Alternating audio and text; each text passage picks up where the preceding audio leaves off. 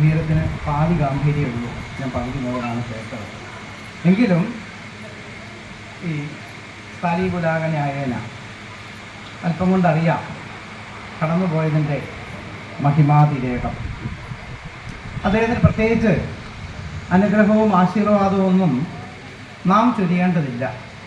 അദ്ദേഹം തന്നെ സായന്തന മേഘചാർത്തുകൾക്കിടയിലൂടെ അദ്ദേഹത്തെ വീക്ഷിച്ചുകൊണ്ട് അനുഗ്രഹവർഷം ചൊരിഞ്ഞ ചട്ടമ്പി സ്വാമി തിരുവടികളെയും അതോടൊപ്പം തന്നെ അദ്ദേഹത്തിൻ്റെ ശിഷ്യന്മാരായ മുനിത്രയത്തെയും നീലകണ്ഠ തീർത്ഥപാദ സ്വാമികളെയും തീർത്ഥപാദ പരമഹംസ സ്വാമികളെയും നാരായണ ഗുരുദേവനെയും സ്വാമി തിരുവടികളുടെ ഗൃഹസ്ഥ ശിഷ്യന്മാരെയും എല്ലാവരും ഇരുകൈകളും ഉയർത്തി അദ്ദേഹത്തിൻ്റെ തലയ്ക്ക് മേൽ അനുഗ്രഹം ചൊരിയുന്നതായി അദ്ദേഹം കണ്ടു കഴിഞ്ഞു. ഇനി അതിൻ്റെ അപ്പുറം നമുക്കൊന്നും നൽകാനില്ല.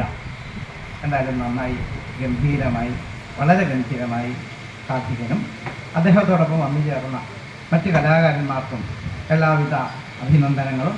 ഇതിന് കാരണഭൂതനായ ദിവാകർ സാറ് 2 മാസമായി ഇതെന്നെ പറഞ്ഞും പാടിയും നടക്കുന്നു. അദ്ദേഹത്തിന് പ്രത്യേകം നന്ദി.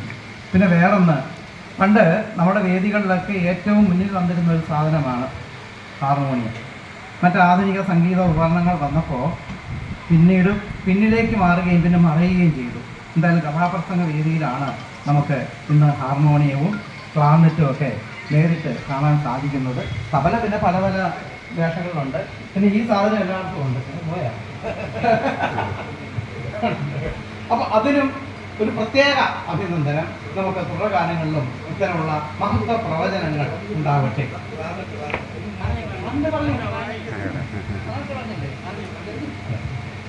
നമുക്കിനിയും വീണ്ടും കലാപരിപാടികൾ ആസ്വദിക്കാൻ ഒത്തുകൂടാ. എല്ലാവർക്കും സർക്കാർ ശ്രമം. നന്ദി.